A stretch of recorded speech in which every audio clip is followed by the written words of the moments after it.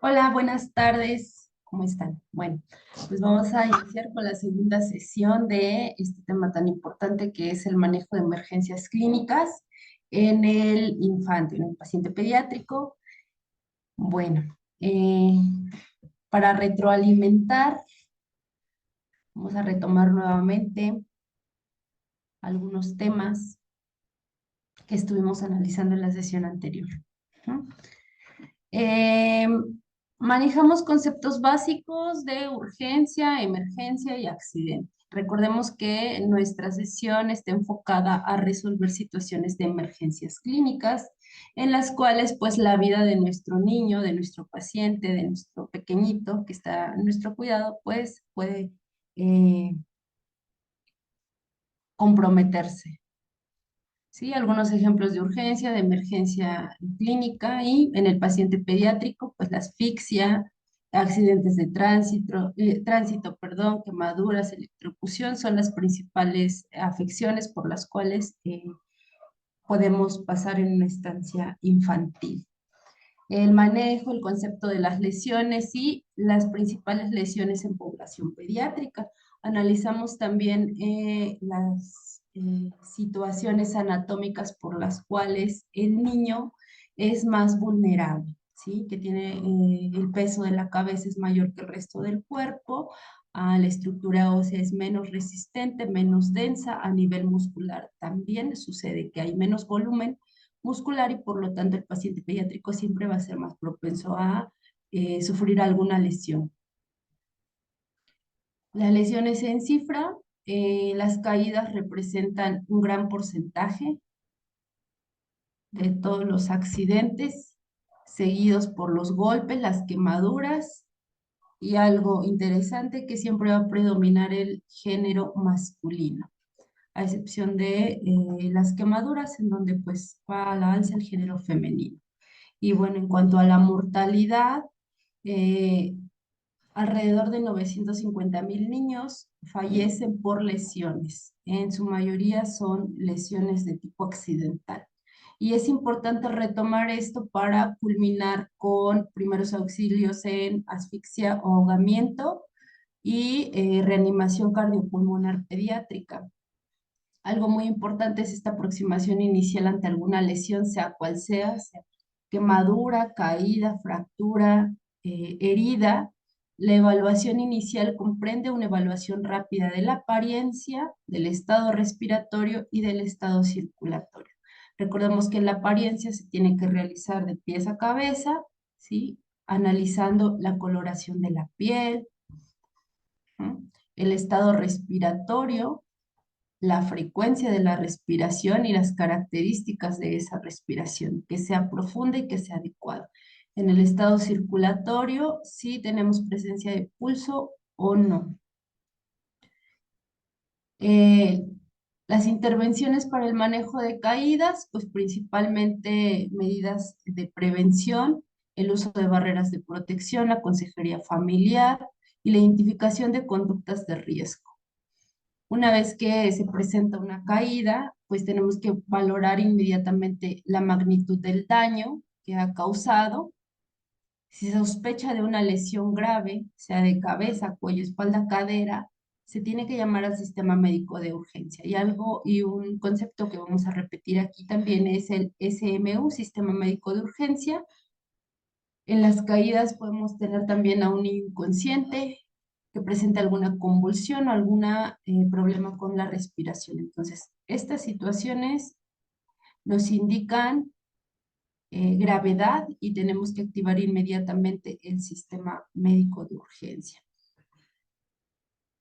Las caídas pueden provocar a la vez una serie de complicaciones o manifestaciones diferentes que van desde las heridas con hemorragia, las fracturas y cada una de estas entidades tiene su propio manejo.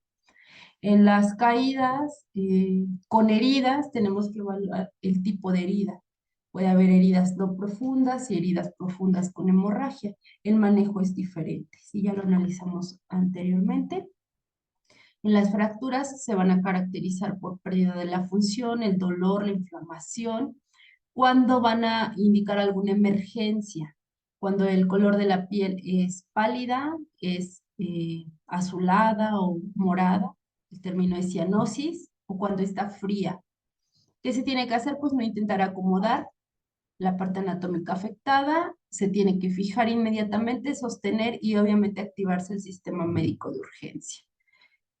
Y bueno, el riesgo de asfixia también se da en aquellos niños menores a 4 años. Puede ser una obstrucción de vía aérea parcial o puede ser completa.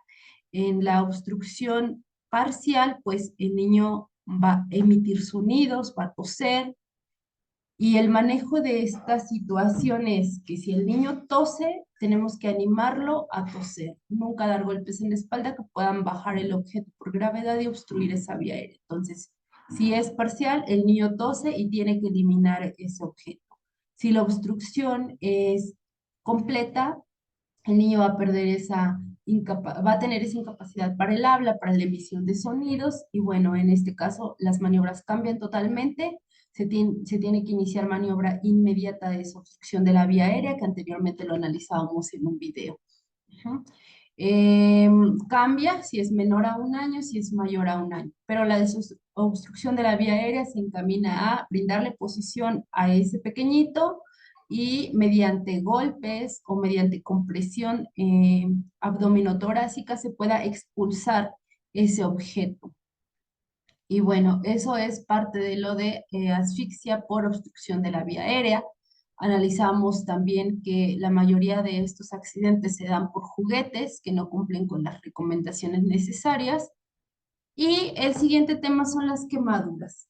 Las quemaduras pueden ser térmicas, pueden ser eléctricas, pueden ser por radiación o pueden ser quemaduras de tipo químico.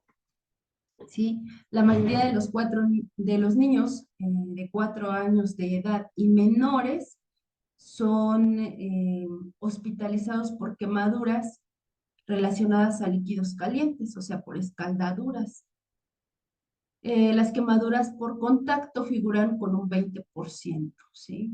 Los menores de 5 años es por líquido hirviendo, porque hay falta de supervisión y también durante el baño. Que tengan algún accidente tipo volcadura con algún recipiente con líquido caliente. Y pues bueno, conforme estos niños crecen de 5 a 10 años, la dinámica cambia un poco, las quemaduras se dan por contacto directo con el fuego, por comportamientos de riesgo en la cocina y también en el baño. Entonces, las quemaduras térmicas que comprenden sólidos, líquidos, inhalación de humo y congelación son las más frecuentes. Las quemaduras eléctricas son menos frecuentes, pero cuando se presentan son de gravedad, tienen altos índices de morbilidad y mortalidad. ¿Sí? En estas quemaduras se da el paso de la corriente eléctrica a través del organismo. La radiación, pues es una quemadura, un ejemplo de ella es la quemadura solar, es por la exposición prolongada y bueno, esta es menos delicada y pues los niños no tienen complicaciones mayores. En el caso de las quemaduras químicas, son todas aquellas que se van a provocar por cáusticos, pueden ser provocadas por productos de limpieza y van desde leves a graves. Algo importante aquí que las quemaduras cáusticas pueden ser progresivas. Si nosotros dejamos el agente químico en la piel, va a continuar el daño. ¿Cuál es esa atención inicial que debemos brindar en caso de tener una quemadura térmica en un pequeñito? Pues bueno, lo tenemos que retirar de manera inmediata de esa fuente de calor. Tenemos que enfriar la zona afectada, por lo menos durante 10 minutos, para que pues esa lesión, esa zona no crezca, porque si tenemos la quemadura en la mano, por ejemplo, y no aplicamos agua fría, el tejido se continúa lesionando, se sigue quemando. Entonces es súper importante enfriar esa zona. No tenemos que aplicar hielo de manera directa, siempre debe haber un aislante para proteger la piel y no causar lesiones mayores. No se tiene que aplicar algún ungüento, aceite, aerosol en la zona quemada, a menos que el fármaco o esta crema esté indicada por personal médico, ¿sí? Que sea una combinación entre analgésico. ¿Mm? y algún elemento químico para regenerar la piel. Si hay ropa muy adherida, no se tiene que retirar. Y en el caso de las quemaduras térmicas, si tenemos la presencia de flictenas o estas ampollas que comúnmente se le llaman, no se tienen que romper porque aumentan el riesgo de infección. En las lesiones químicas hay que retirar toda la ropa que esté implicada. Tenemos que verificar con qué líquido se ha realizado esta quemadura. Si nosotros conocemos el químico o ese líquido o ese polvo y sabemos que se puede emplear agua para su manejo y no provoca ninguna reacción química, se puede intentar eliminar por arrastre, es decir, colocamos la parte afectada a chorro de agua por lo menos durante 5 minutos, de 5, 10, 15 minutos, dependiendo de la extensión del químico.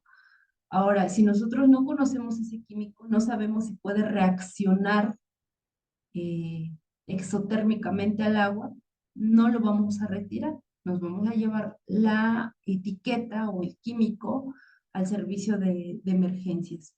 Porque hay algunos elementos químicos como lo son la sosa, los fenoles, el ácido sulfúrico, ácido muriático, sodio metálico, que si nosotros colocamos agua a esos productos químicos, reaccionan. La reacción puede ser leve hasta muy delicada y lesionar la piel de manera importante. Entonces, solo si conozco el químico, lo coloco a chorro de agua para su eliminación inmediata. Si no lo conozco, traslado al pequeño.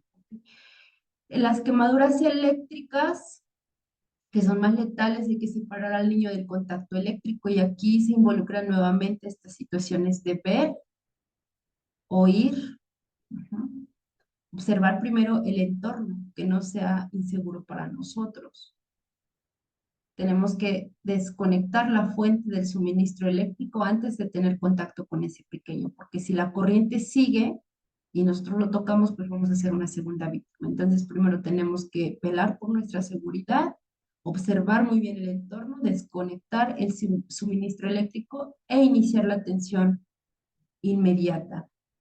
¿Cuál es la atención inmediata para una quemadura eléctrica? Primero tenemos que estabilizar la columna vertebral, porque generalmente este tipo de accidentes se dan con movimientos involuntarios que van a causar lesiones secundarias. Entonces vamos a inmovilizar a este pequeño y vamos a ver si tiene pérdida de la conciencia, tenemos que iniciar reanimación inmediata. Si no hay pérdida de la conciencia, tenemos que mantener esa inmovilización hasta que llegue el servicio médico de urgencia. Si hay alguna hemorragia, vamos al tratamiento para la hemorragia. Entonces es distinto el camino que se sigue, depende de la magnitud del daño. Es importante verificar en todos estos accidentes, sea una quemadura, asfixia, caída, fractura, hemorragia, el lugar del accidente, dónde fue, cómo fue, a qué hora fue, la hora, el mecanismo de producción, si hay algún tóxico implicado, principalmente en quemaduras de tipo químico, y si nuestro pequeño tiene algún antecedente de alergia. Esto es bien importante llevar el expediente del niño al servicio de emergencia para brindarle una atención oportuna y que sea adecuada. ¿Sí? Igual si se tuviera el esquema de vacunación, se tiene que presentar en el sistema de emergencia. Y bueno, tenemos aquí el ahogamiento por inmersión o sumersión. Son conceptos, la inmersión y la sumersión son conceptos diferentes, pero que implican que el pequeño aspire líquido, ajá, por vía aérea. La inmersión es aquel accidente en el cual el niño va a meter la cabecita en un recipiente con agua, que tenga más de 2 pulgadas de líquido, eso es inmersión. Sumersión es cuando el cuerpo del niño se sumerge dentro de un líquido abundante, que está todo el cuerpo y la cabeza. El ahogamiento es una de las 10 principales causas de defunción en niños y jóvenes en todo el mundo. Entonces, es un foco rojo y nosotros debemos saber su manejo. Las estadísticas estadounidenses señalan que es la segunda causa de muerte por accidentes no intencionados en niños de entre 1 y 14 años. Aparte, el rango de edad es muy interesante. Abarca toda la primera infancia, aproximadamente 500,000 muertes al año por ahogamiento. Aquí es muy importante saber que el tiempo que pase para el rescate oportuno de este niño va a marcar el pronóstico que él tenga. Si un niño tiene un accidente, se sumerge y se rescata de manera oportuna, el pronóstico va a ser mucho mejor que si él tardara 60 segundos o 1 minuto, 3 minutos, el pronóstico va empeorando. ¿Cuál es el objetivo? Pues restablecer inmediatamente la circulación y la respiración. A veces estos accidentes por sumersión se acompañan por caídas. Si esta situación acontece, hay que manejar también la columna vertebral, estabilizar las cervicales, que es la parte del cuello, y no movilizar de manera brusca, porque podemos causar alguna lesión mayor. En el accidente por inmersión o sumersión es muy importante las ventilaciones que se puedan proporcionar a este niño. ¿Cuáles son las ventilaciones? Respiración boca a boca. Vamos a iniciar nuestra reanimación cardiopulmonar con una relación entre compresiones torácicas y ventilaciones. Ahí en este tipo de accidentes sí son necesarias las ventilaciones y les voy a explicar por qué. Actualmente y después de la pandemia por COVID, se demostró que existía mucho riesgo al brindar respiración boca a boca por el riesgo de contagio con enfermedades por vía aérea. Entonces, ¿qué pasa con estos organismos internacionales? Recomiendan que si no conoces al paciente, no conoces a la persona que requiere primeros auxilios, no se brinden las ventilaciones por ese riesgo que implica. Únicamente las ventilaciones se brindan con el uso de un dispositivo de barrera, una válvula unidireccional en donde tú proporcionas esa ventilación y no corres ese riesgo de contraer una enfermedad infectocontagiosa. Pero ¿qué pasa? Estas válvulas, esos dispositivos generalmente pues son costosos, no se encuentran al alcance de toda la población. Entonces, ahora al dar reanimación cardiopulmonar no son necesarias esas ventilaciones en el adulto. Y aquí, en el caso de los niños que presentan un evento de inmersión o sumersión, son muy necesarias esas ventilaciones, ¿sí? Si el riesgo para el reanimador es muy elevado, pero si no ventilamos a ese niño, el niño muere en cuestión de segundos. Entonces, debemos como encargados del cuidado de tener el material adecuado para poder dar esa reanimación inmediata. Siempre se tiene que realizar ese rescate, de preferencia los primeros segundos. En cuanto se saque del agua ese niño, se tiene que verificar si tiene pulso, si aún respira.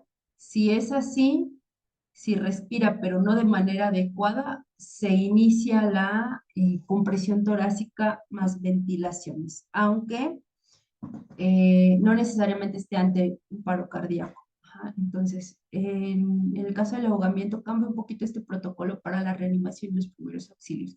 Si el niño respira de manera pausada, si respira de manera lenta, si respira de manera poco profunda, hay que iniciar la reanimación. Si tiene pulso, pero este pulso está disminuido, si es lento, ajá, o si es poco perceptible, se inicia la reanimación, porque son eventos que si los dejamos progresar van a llegar a un paro cardíaco y va a ser más difícil revertir. Entonces, en ambos estados respiratorios o circulatorios, aunque no hayan cesado en su totalidad, se inicia esta reanimación. Y las ventilaciones son de suma importancia. Y bueno, tenemos que conocer nosotros esas medidas para brindar un soporte vital básico. ¿A qué hace referencia el soporte vital básico? Son todas aquellas medidas que se pueden implementar fuera del hospital para ganar tiempo, que llegue el servicio de emergencia y que nuestro niño no muera. Entonces, este tema yo lo quise manejar al final porque todos los accidentes que hemos venido estudiando, una caída, una quemadura, un traumatismo múltiple, es decir, un golpe en la cabeza, más miembros superiores o miembros inferiores, brazos o pies, la asfixia pueden llevarnos a un paro cardíaco, es decir, la interrupción brusca, inesperada, pero potencialmente reversible de la circulación sanguínea y la respiración de ese niño. Entonces van a encontrar estas siglas que es paro cardiorrespiratorio, hace referencia a eso. Y una cifra importante, que más de 20,000 lactantes y niños sufren de paro cardíaco cada año. Entonces es una cifra muy elevada y pues bueno, hay que nosotros conocer su manejo. Entonces, cual sea la causa de este paro cardíaco, el manejo es similar, ¿sí? ¿Cómo vamos a actuar si este pequeñito se cae, se golpea la cabeza y detecto yo que no tiene pulso? ¿Cómo voy a actuar si ante alguna quemadura el niño queda inconsciente y detecto que no respira adecuadamente? Si el niño tomando sus alimentos sufre de algún evento de asfixia, si al principio es parcial y después total y deja de emitir sonidos y no detecto el pulso, pues todo culmina en esta cadena de actuación. Primero, es muy importante brindar esas medidas de prevención, pero si, bueno, por cualquier situación el evento ocurre, lo primero que tenemos que hacer, si yo veo a este niño inconsciente, activar inmediatamente la respuesta a emergencias, ¿no? En todos los accidentes que hemos analizado anteriormente, ahí como primer nota está llamar al sistema médico de urgencia en caso de inconsciencia, en caso de que respire o respire raro, ¿no? Respire cortado, respire breve, no de manera profunda. Si tiene pulso, pero igual es débil, cual sea que sea esta entidad, tenemos que activar ese servicio médico de urgencia. Si hay más de una persona en el lugar, nosotros nos vamos a enfocar a valorar, a estudiar lo que pasó y una persona se va a encargar de la activación de la respuesta de emergencia. Entonces, si se me cae un niño y estoy con la compañera, pues sabes que, oye compañera, tú llama al servicio de emergencias y yo veo que tiene el niño e inicia esa valoración del estado circulatorio, del estado respiratorio y de la apariencia para detectar qué sucede, qué ocurre con ese niño. Eh, y bueno, si tenemos estas características clínicas, esta ausencia de pulso, de respiración o la apariencia me indica que pues está deteriorando, tenemos que iniciar una reanimación cardiopulmonar de alta calidad, que comprende la reanimación de alta calidad, pues compresiones, ventilaciones, ¿sí? Y el manejo inmediato por parte de los servicios médicos de urgencia, que ellos tienen el equipo, el material necesario para brindar una reanimación avanzada. Posterior a eso, pues se tiene que dar una vigilancia para verificar que no existan secuelas y una fase de recuperación. Entonces, recuerden que un evento, un accidente, implica otros actores, la familia, la parte médica, la parte legal, los tiempos, la economía. Entonces, la fase de recuperación es importante porque generalmente ante cualquier emergencia, y si se implementa este sistema de reanimación cardiopulmonar, va a haber secuelas. Entonces es muy importante esta fase de recuperación. ¿Cuáles son las causas de un paro cardíaco? Principalmente en el niño. Obstrucción respiratoria, la asfixia, sea parcial, que progrese a total, o la obstrucción completa. ¿Por qué? No va a permitir el paso de oxígeno que irrigue a todos los órganos, a todo nuestro sistema, y esa obstrucción respiratoria, ese déficit de oxígeno nos va a llevar a un paro cardíaco, ¿sí? El corazón trabaja y funciona con sangre y con oxígeno. Entonces, si nosotros cortamos ese suministro, pues en algún momento se va a detener. Laringitis o asma, igual cuando se dejan progresar al grado que causan una obstrucción, completa y pues bueno, también la misma situación en cascada. Al final termina en un paro cardíaco. El ahogamiento, traumatismos, principalmente en tórax, golpes en el tórax, en el pecho, accidentes que impliquen aplastamiento, causas cardíacas, por ejemplo, en cuanto al volumen cesa, como una hemorragia, causas en la distribución, también puede ser por deshidratación, ¿sí? Todo el sistema aparato circulatorio funciona con volumen, entonces si ese volumen cesa, por cual sea, por la causa que sea, va a dejar de funcionar el corazón. Quemaduras, por arritmias, las arritmias son menos frecuentes, es una enfermedad cardíaca, por convulsiones prolongadas, por hipoglucemia, la hipoglucemia sí se puede dar en una estancia infantil, ¿qué pasa? El niño no come porque no quiere comer, eh, los neonatos, los lactantes, si los niños menores a 1 año tienen mayor riesgo de hipoglucemia porque su consumo calórico es más acelerado, por ende los requerimientos nutricionales son más frecuentes y si no se proporciona esa glucosa con alimento, pues nuestro niño puede caer en paro cardíaco.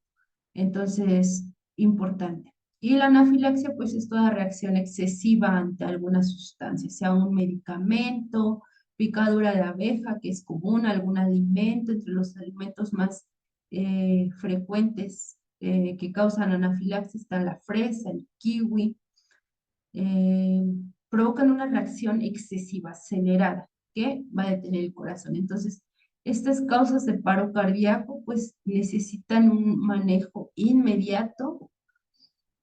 ¿Y cómo lo vamos a manejar de manera inmediata? Pues primero tenemos que saber cuáles son los signos que nos indican esta parada cardíaca. Primero, pues no va a haber estímulo, no va a haber respuesta al estímulo verbal o al dolor. El niño no va a responder, no va a hablar, no se va a mover. Si nosotros le gritamos, le hablamos, no va a haber respuesta. No va a respirar de manera normal. Puede ser en el caso de la asfixia por inmersión o sumersión que únicamente presente bocanadas de aire o gasping. ¿Qué es el gasping? Es la respiración en donde únicamente hay movimiento de la boca, pero no hay una ventilación adecuada, ¿sí? Es una respiración que se conoce como respiración del pez también, porque simula este movimiento que hacen los peces con la boca, pero no existe una ventilación adecuada. Cuando hay palidez extrema, si todo el niño está pálido o cianótico. ¿Qué es cianótico? De una coloración, de una coloración azulada o morada. Ausencia de pulso menor a 60 latidos por minuto. En el adulto es normal, pero en el niño no. Menor a 60 ya indica que está en transición a un paro cardíaco próximo a presentarse o hay alguna situación que ya le está comprometiendo la función de los órganos. Entonces, estos signos son indicadores de que tenemos que activar el sistema de urgencia como primer paso y después brindar esa reanimación. Antes de brindar esa reanimación, recordemos que hay que velar por nuestra seguridad. Primero yo, durante la reanimación yo y después de la reanimación yo. ¿Por qué? Pues nuestra seguridad es primero. Si no queremos una segunda víctima, tenemos que ver que el entorno sea seguro. El ver, oír, el sentir dentro de los primeros auxilios es muy importante. Es seguro el entorno, no estamos en una avenida, no estamos en un techo, no estamos ante corriente eléctrica. Realmente es un paro cardiorrespiratorio lo que sufre nuestro pequeño, qué tipo de paro, qué tipo de situación clínica está cursando, si sufrió algún trauma, algún golpe extra a la causa inicial para brindar ese manejo inicial o ese control cervical o de columna vertebral, porque pues si lo movilizamos, como lo he venido repitiendo, de manera inadecuada, vamos a causar más lesiones. Y es importante también saber cuántos somos para brindar esa reanimación. Si solo estoy yo, van a cambiar esas maniobras. Si hay una persona extra que active el sistema de urgencia y después me apoye con las ventilaciones, pues cambia. Siempre va a ser más efectivo más de 2 reanimadores. Si yo veo a este niño de la edad que sea que está inconsciente, no responde en 10 segundos, o este niño tiene esfuerzo ventilatorio, o sea, no respira de manera adecuada, se tiene que iniciar esa reanimación. ¿Cómo? Vamos a realizar una ventilación o una respiración boca a boca cada 2 o 3 segundos, que al finalizar un minuto van a ser de 20 a 30. O también tenemos otra situación, que el niño no responda, pero ya no tiene ni esfuerzo ventilatorio ni pulso, o el pulso es menor a 60 latidos por minuto. ¿Qué vamos a hacer en este caso? Comprimir fuerte y rápido, a razón de 2 compresiones por segundo, que en su totalidad van a ser de 100 a 120 por minuto. ¿Cómo tienen que ser estas compresiones del tórax, del pecho del niño? Aproximadamente se tiene que hundir 1/3 del diámetro del tórax, y después de realizar esa compresión debemos permitir una adecuada expansión torácica. Estas maniobras son agotadoras para quien las realiza, entonces se tiene que cambiar la persona que las realiza cada 2 minutos. ¿Por qué? Una persona cansada no lo hace de manera adecuada. Entonces, si no lo hace de manera adecuada, no se irrigan los órganos de manera correcta y nuestra reanimación no es efectiva. Entonces, una vez que se activó el sistema médico de urgencia, vamos a dar 30 compresiones, 2 ventilaciones. Si yo estoy sola y no es un evento de tipo sumersión o inmersión, puedo dar las 30 compresiones sin necesidad de las ventilaciones. Pero si estamos ante un ahogamiento por inmersión o sumersión, son necesarias las ventilaciones. Se tienen que dar 15 compresiones sin interrupción, y las 2 ventilaciones también. Entonces, esos son los diferentes caminos que pueden seguirse.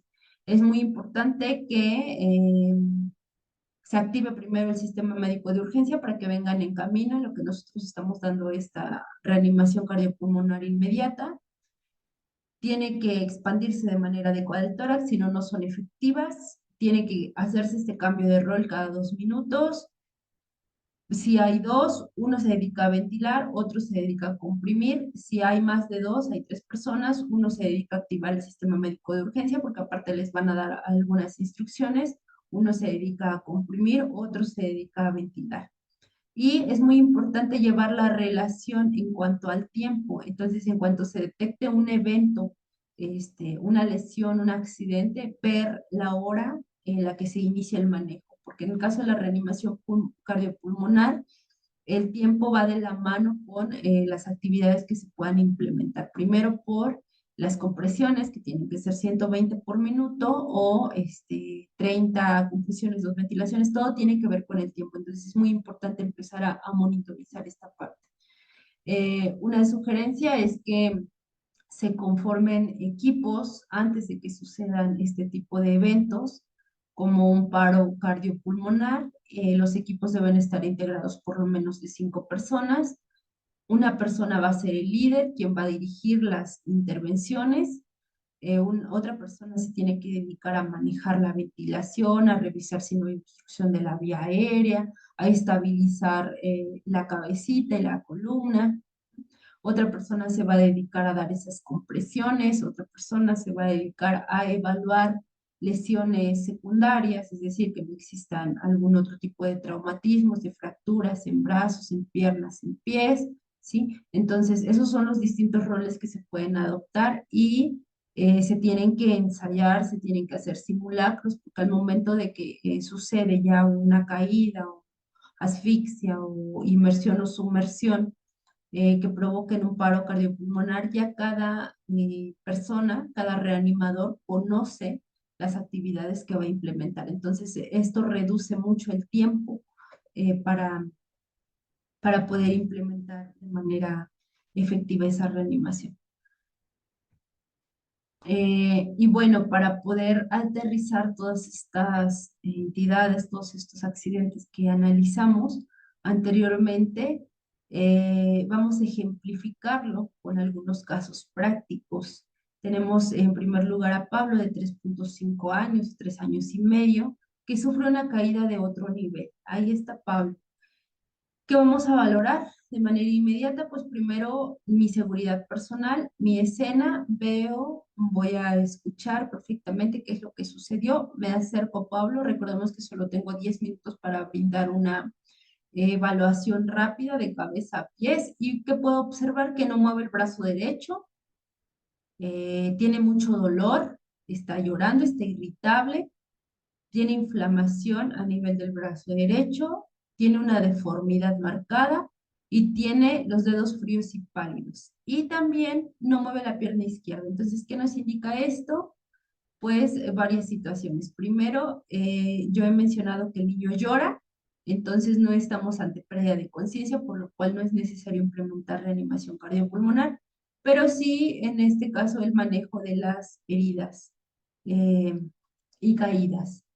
Primero tenemos que valorar de cabeza a pies el estado de la respiración, es normal porque llora. ¿Tiene pulso? Sí tiene pulso porque pues responde. Eh, si está en una postura en el suelo, no se levanta porque no puede mover ni la pierna ni el brazo, entonces tenemos que estabilizar eh, columna cervical, tenemos que estabilizar los pies también. Una persona se va a encargar de llamar al sistema médico de urgencia y de darle todos estos datos. Otra persona se va a encargar de dar el manejo de la fractura, que en este caso por el dolor, la inflamación y la deformidad podemos inferir que tiene en el brazo derecho. El manejo de fracturas es muy importante, inmovilizar la parte afectada, más como se trata de un niño, va a continuar con movimientos en otras partes del cuerpo que pueden deslizar, que pueden aumentar el daño a los tejidos. Entonces, lo primero que se va a realizar es buscar una superficie rígida para inmovilizar. Superficies rígidas puede ser una tabla, que sería lo ideal, las mismas dimensiones del bracito del pequeño o mayores. Puede ser un libro, puede ser un cuaderno, ¿sí? Entonces, ¿de qué se trata? De poner el miembro afectado, sea el brazo o sea la pierna, en una superficie lisa y fijarlo. ¿Con qué lo vamos a fijar? ¿Con qué lo vamos a inmovilizar? Con vendas sería lo ideal. Si no se puede, con algún lienzo, con algún material que nos envuelva los extremos de esa fractura sobre una superficie rígida. Esto pues va a evitar el desplazamiento también y lesiones secundarias. En el caso de que no mueve la pierna izquierda, si la pierna a simple vista no tiene inflamación, si no tiene deformidad, podemos estar ante una fractura de pelvis, podemos estar ante alguna lesión en columna vertebral. Entonces, es delicado, tenemos que fijar, tenemos que inmovilizar el brazo con mucho cuidado de no mover el resto del cuerpo y esperar a que llegue el sistema de emergencia. No podemos sentar al niño, no lo podemos levantar en brazos porque si tiene una lesión a nivel de columna cervical es muy delicado. Entonces, lo único que tenemos que hacer es inmovilizar la fractura del brazo derecho. Luego, si tiene los dedos pálidos y fríos, es muy importante indicarlo también al sistema de emergencia que viene en camino, porque acuérdense que ante dedos fríos, pálidos, cianóticos, estamos hablando de compromiso circulatorio. Entonces, el compromiso circulatorio nos puede llevar, si no se atiende de manera adecuada a la pérdida del miembro afectado. Es decir, si tiene los deditos fríos, si tiene pálidos, si los tiene pálidos, si los tiene morados, nos indica que la sangre ya no está circulando adecuadamente a través de esas estructuras anatómicas. Entonces, si lo dejamos progresar, si no somos cuidadosos en atender esa situación, puede perder esos deditos o ese brazo o esa pierna. Entonces, si tenemos estas características en algún miembro, estamos ante alguna emergencia y alguna situación que se debe también notificar. Y bueno, como segundo caso, el mismo niño, Pablo, de 3 años y medio, que sufre una caída desde otro nivel. Pero ¿qué pasa? Como podemos observar en esta imagen, tiene un objeto eh, incrustado en la mano, en la palma de la mano, y pues obviamente va a haber sangrado alrededor del objeto. ¿Cuál es el manejo? Bueno, primero verificar, ver, oír, sentir, después verificar que mi seguridad no esté comprometida. Si yo ya analicé el entorno y todo es seguro, voy a ir con Pablo. Entonces, cuando hay un objeto dentro de la anatomía de una persona, nunca se retira, se reduce. Si se pueden cortar los extremos para hacer más pequeños ese objeto sin manipular de manera importante, lo hacemos. Si el objeto es rígido, si es muy duro, si no se puede cortar, si no se puede reducir su tamaño, únicamente se fija. ¿Cómo se va a fijar? Igual con vendas, con algún paño, con algún lienzo alrededor, tanto de arriba como de abajo. E inmovilizar toda la extremidad afectada. En el caso de, bueno, hablemos de situaciones extremas, si hay un objeto a nivel abdominal, igual se va a inmovilizar de arriba, de abajo, y se va a trasladar al paciente en una tabla o a una superficie rígida para que este objeto pues no le cause lesión. Es importante no retirar el objeto para evitar sangrado masivo. ¿Sí? Entonces, el primer manejo, reducir, inmovilizar, trasladar. Y bien, en este caso tenemos a Pablo de 3 años y medio que también se cae de otro nivel. ¿Y qué se puede observar en esta imagen? Tiene un hematoma, un enorme hematoma en la parte frontal de la cabeza. ¿Qué procede? ¿Cuál es el manejo? Aquí también un dato importante es que Pablo tiene mucho sueño después de esa caída. Entonces, ese sueño es un indicador de una emergencia clínica. El sueño puede ser porque probablemente tiene pérdida o tiene algún tipo de hemorragia interna y que va a iniciar con afectación a nivel de la conciencia. Entonces, en este caso, si es un hematoma simple y el niño está normal en cuanto a su comportamiento, únicamente la aplicación de hielo de manera directa, pero con un aislante, ¿sí? Siempre con un papel, con una compresa sobre el hematoma para disminuir la inflamación. En el caso de que tenga alguna otra manifestación eh, como el sueño, es una situación que se tiene que manejar de manera inmediata. Entonces se activa el sistema de urgencia, de emergencia, y se traslada al pequeñito, a que se le realicen estudios de imagen y que se descarten alguna otra complicación. En este otro caso tenemos a Pablo de 2 años y medio al momento de la comida que presenta tos, una tos excesiva que nos hace sospechar es obstrucción parcial de la vía aérea. ¿Cómo vamos a proceder? Pablo está comiendo, empieza a toser. ¿Qué es lo que normalmente hacemos? Golpearle la espalda. Nunca se tiene que golpear la espalda. Acordémonos que la tos va a eliminar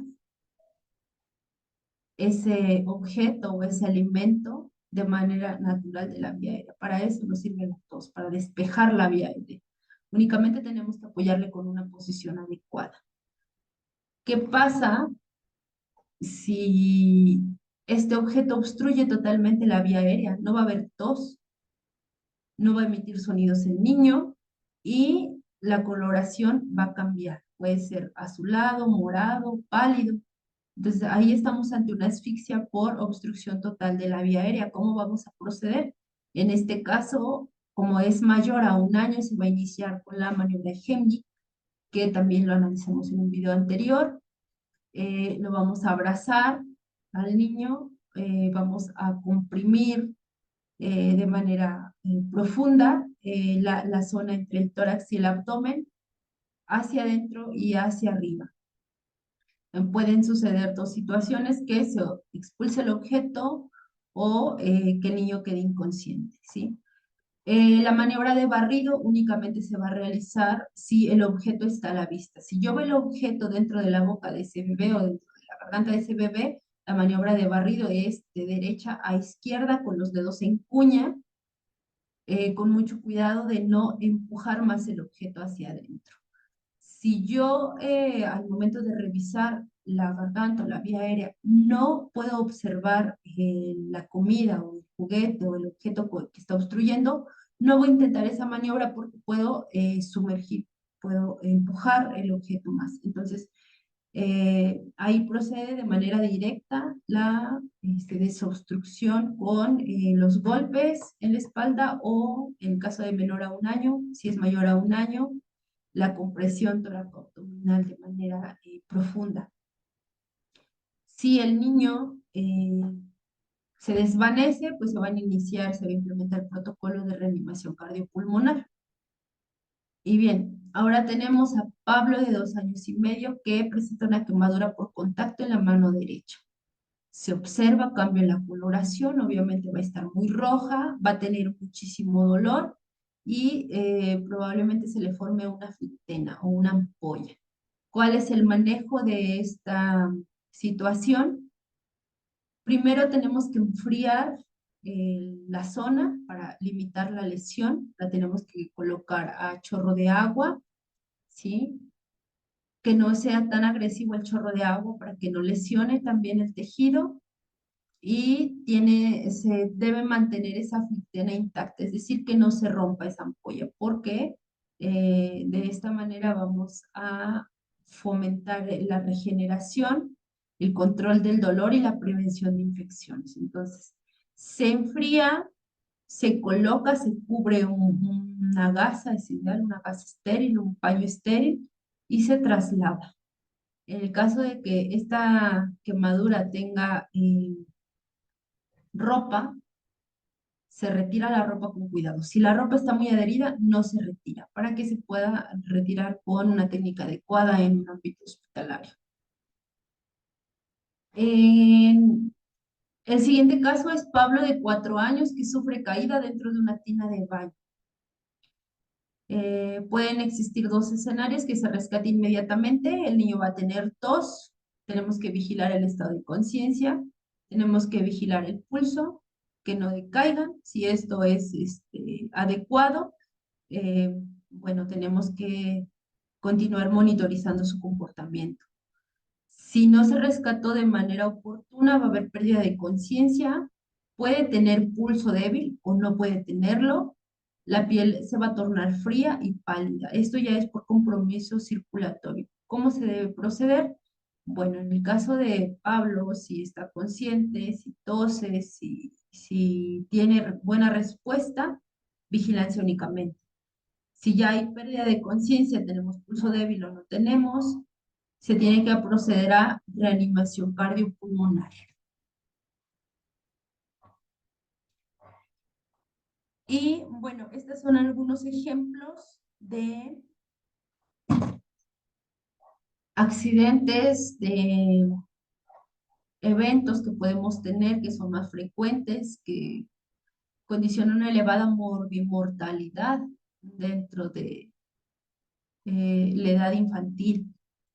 Pero, pues bueno, debido a lo que nosotros estamos registrando actualmente, un tema de importancia es el golpe de calor.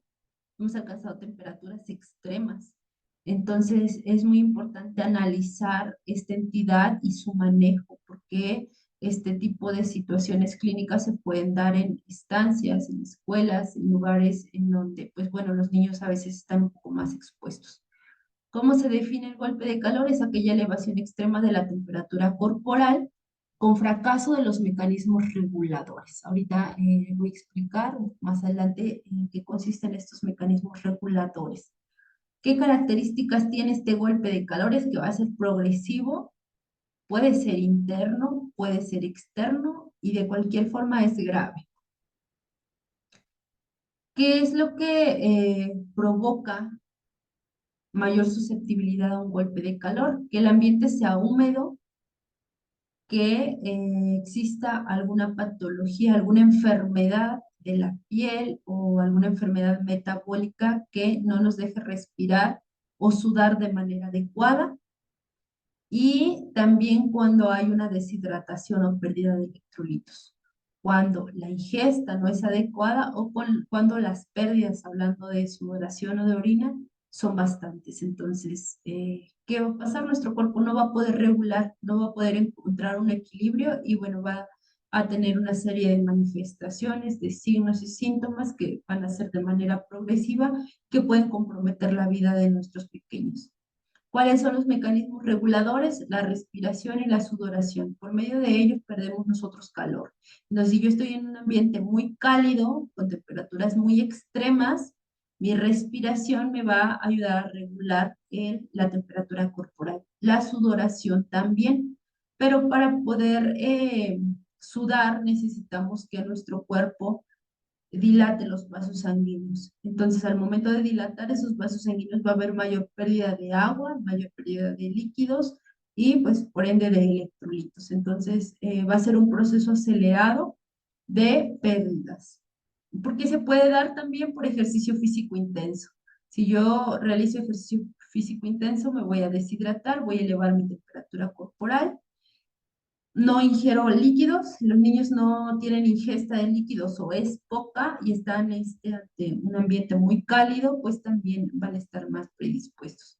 Y por exposición prolongada al ambiente cálido extremo. ¿Qué manifestaciones clínicas tiene este golpe de calor? Pues principalmente aumento de la temperatura corporal mayor a 38 grados. Cuando llega a 40, pues se declara inmediatamente con la piel caliente, seca, y pues obviamente va a haber otras manifestaciones a nivel corporal como síntomas digestivos. El niño puede tener náusea, puede tener vómito o puede tener diarrea. Algo importante aquí que no debemos confundir una enfermedad diarreica, infecciosa, por la fiebre, por la náusea y un golpe de calor. El golpe de calor inicia de manera progresiva. Síntomas neurológicos: que esté agitado el niño, que esté confundido o puede llegar a las convulsiones. Y cuando orina, su orina va a ser concentrada y oscura. Estas son manifestaciones del golpe de calor. Y bueno, una vez que aquí se descarta, perdón, la enfermedad infecciosa, tenemos que poder observar otras manifestaciones en el niño, ¿sí? Si llora, no va a tener lágrimas. Al momento de abrir la boquita, las mucosas, la boquita se le va a ver seca. No va a producir la misma saliva como lo haría normalmente. Y la piel puede presentar un signo característico que es conocido como el signo de pliegue, que es pérdida de la turgencia. Nosotros al momento de hacer un leve pellizco en la piel de los pequeños, se va a quedar marcado ahí. Entonces, esas son manifestaciones de una deshidratación y pues bueno, lo vamos a relacionar también a estas otras, como la confusión, principalmente la orina concentrada, cuando la hay, a veces no la hay. Entonces, si estamos en un clima extremo, este, ambiental, o nuestro pequeño se tuvo una exposición prolongada o actividad física intensa, podemos sospechar del golpe de calor. ¿Cuál es el tratamiento? Pues el descenso de la temperatura de manera inmediata. Yo veo a este niño que está deshidratado, que no tiene lágrimas, la boca está seca, tiene la piel con poca turgencia, llora o de repente habla, si es que ya habla, eh, cosas incoherentes como normalmente no lo haría, tiene náusea o está mareado o no está dispuesto a jugar, su comportamiento cambia, entonces tenemos que valorar su temperatura corporal. Si está por encima de 38, tenemos que descenderla de manera inmediata. ¿Cómo? Primero con el manejo ambiental. Tenemos que llevarlo a un lugar más fresco, que esté perfectamente ventilado, colocarle paños húmedos. ¿En qué zonas? En el cuello y en las axilas. En la cabecita normalmente no se aplican compresas húmedo-frías, ¿sí? Podemos provocar ahí un choque térmico, entonces únicamente es en el cuello y en axilas. Tenemos que ofrecerle inmediatamente líquidos y alimentos ricos en sal, si ya es mayor a 1 año, y una vigilancia adecuada. Estas manifestaciones como la náusea, el mareo, deben ir descendiendo a la par de la temperatura corporal y se tiene que mantener una vigilancia e hidratación estrecha. Pero ahora, si esta entidad clínica avanza de manera rápida, si vemos que hay un compromiso respiratorio, la respiración es muy agitada, es muy acelerada, no es profunda, o el niño tiene mucho sueño, ya no despierta, estamos ante una emergencia. Entonces tenemos que activar nuevamente el sistema médico y tratar de reanimarlo, de darle el manejo ambiental, los paños húmedos de manera muy frecuente para bajar esa temperatura.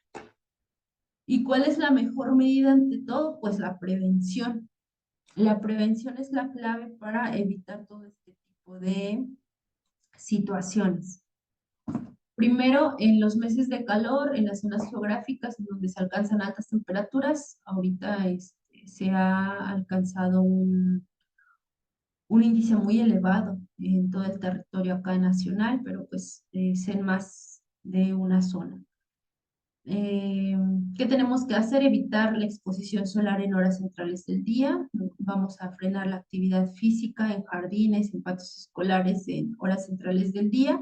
Si las temperaturas son elevadas desde las 8 o 9 de la mañana, pues vamos a evitar la exposición a ese ambiente. Vamos a mantener las actividades dentro de las aulas o de las instituciones.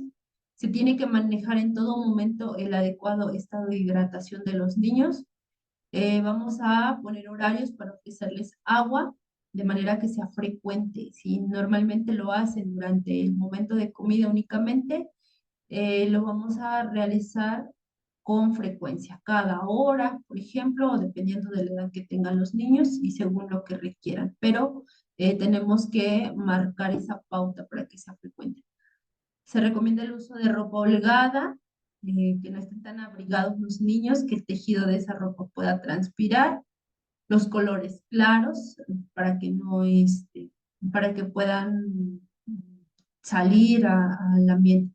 La aplicación de protector solar, esto es prácticamente ya todos los días para evitar alguna lesión en piel. Y nunca se debe dejar a un niño en un vehículo cerrado y estacionado. Aunque imaginemos que no nos vamos a tardar más de 10, 15 minutos, nunca se debe dejar a un niño en un vehículo. Entonces, el golpe de calor creo que es un tema relevante, es importante en estos momentos, en en todo el territorio en donde se han alcanzado unas temperaturas muy extremas. Es muy importante conocer su manejo, primero prevenirlo, si no lo podemos prevenir, reconocerlo de manera oportuna y para poder darle un tratamiento, si podemos brindarle esa atención, si no tiene complicaciones, en una estancia. Si este niño está ya complicado, pues que el traslado y esa atención sea oportuna para que pues, lo puedan reanimar, hidratar en el ámbito hospitalario y prevenir complicaciones. Entonces, este es el manejo de algunas de las patologías de algunos de los accidentes más frecuentes actualmente, ¿sí? Entonces, pues, bueno, esto es un poco de la información que yo les tenía preparada el día de hoy. Y bueno, con esto finalizamos este pequeño curso taller de manejo de primeros auxilios en el paciente pediátrico.